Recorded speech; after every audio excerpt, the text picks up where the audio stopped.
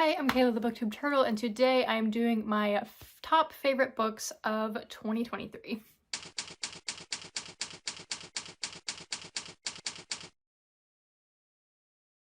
So I read 30 books. I read 40 books in 2023, which was my goal. I made my goal, so that's good. It was a real struggle towards the end because I was super behind because, I read for a living and edit for a living. All I ever do is read. So I don't read as many published books as I would like because I read non-published books for work. Anyway, I'm gonna be going through my top 5 favorite books. I usually do top 10, but I didn't know. I didn't know how to rank my other 5, so whatever.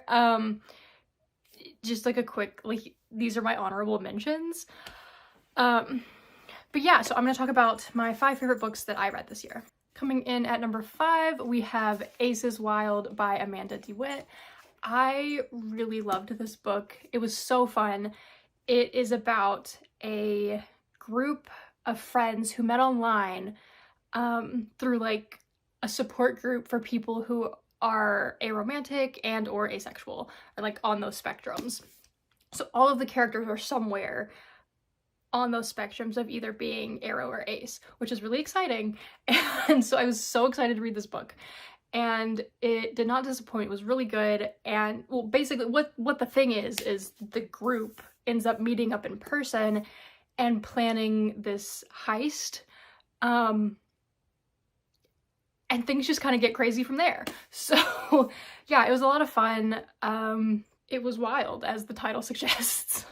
Number 4 on my list is The Queen's Rising by Rebecca Ross. This was my first Rebecca Ross book I read because I was going to an event so I wanted that she was at, and I wanted to, it was actually her book tour for Divine Rivals, so I wanted to make sure that I had read something of hers before I went to see her at this event. So I read The Queen's Rising first, and it was so good.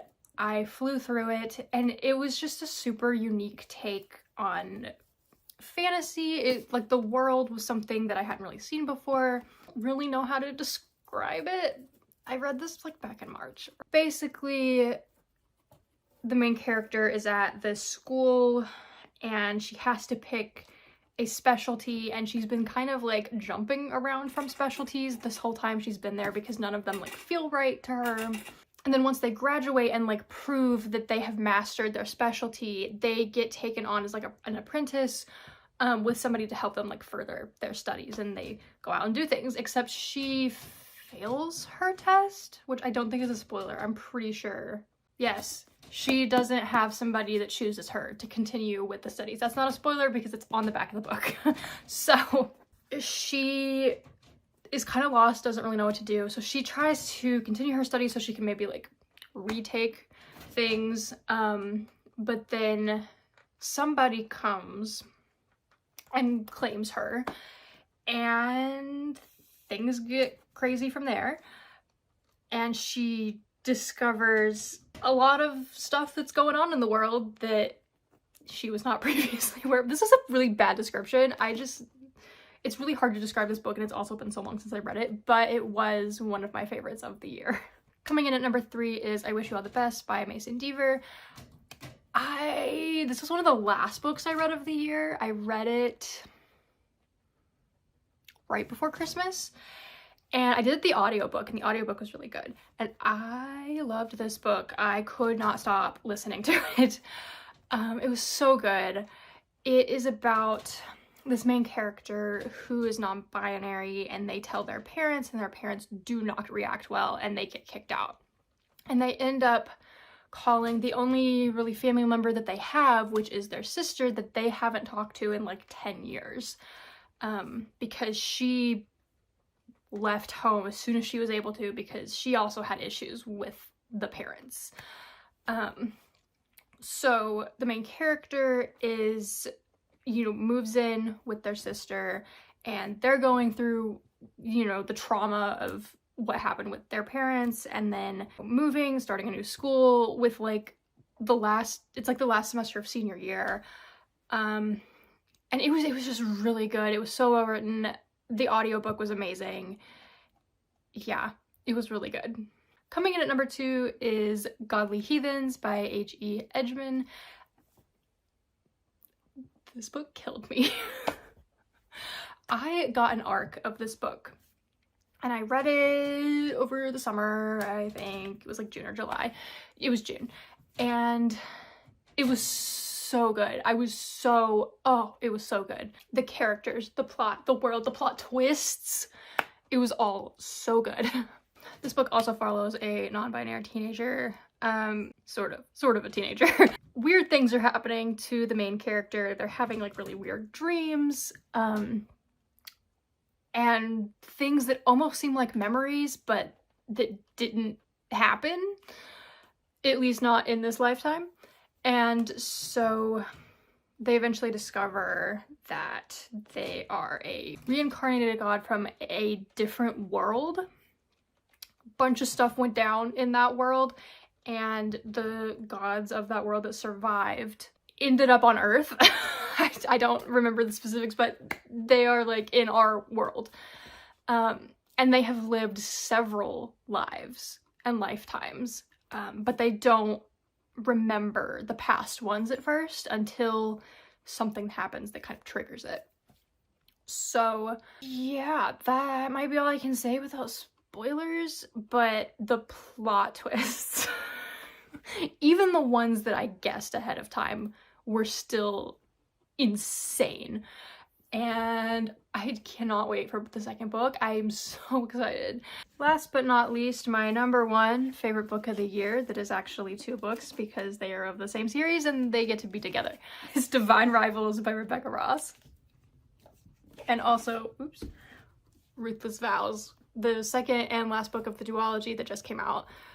I also painted them gold, and they're sticky tabbed and annotated. Look how beautiful they are side by side. They're so good. Okay, anyway, Divine Rivals. I read this book twice this year. The first time was in June, and I read it, the whole thing, in one day, in one sitting. I knew before I was done reading the book the first time that this was going to be my number 1 favorite book of the year. I just, hands down. And then I was a little worried that I was like, well, maybe what if it's like not my favorite book? And I was just like in the moment, like the hype of the moment, you know? I reread it right before Ruthless Vows came out, and I can confirm this is still my number 1 favorite book. It is so good. Oh my god. If you don't know what this book is about, which I feel like you probably do because it's kind of been everywhere. But anyway, it is about this fantasy world where there's a war going on between these 2 gods, and the humans are unfortunately pulled into that.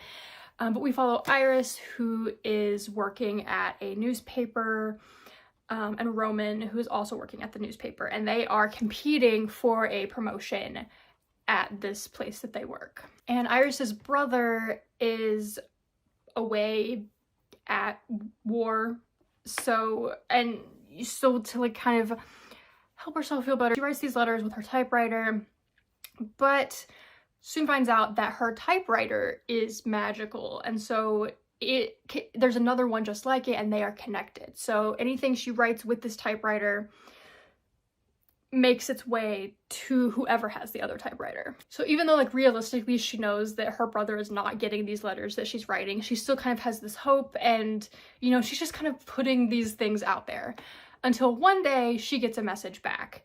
And it is not a spoiler to say this, the person on the other end is Roman. It's not a spoiler because it's literally in the description on the flap right here. Yeah, so Roman knows who she is. She doesn't know who he is when they're communicating that way.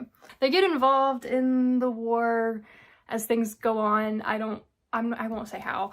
And yeah, it was just so good. The writing was so good. Like, do you see how many tabs I have in here? For like plot things, character things, quotes. It was so good. And then it ended on a really rude cliffhanger, and I was devastated back in June. And then we found out that book 2 was going to come in December instead of sometime in 2024. So book 2 came out, and it was everything. It was so good. I won't say like what this is or what goes on in this book because maybe that would be major spoilers for book 1, but I loved these books so much. There is no doubt that these were my favorite books of the year. Those were my favorite books of 2023. Let me know what some of your favorite books of the year were, and if you enjoyed this video, be sure to like, comment, and subscribe. Bye.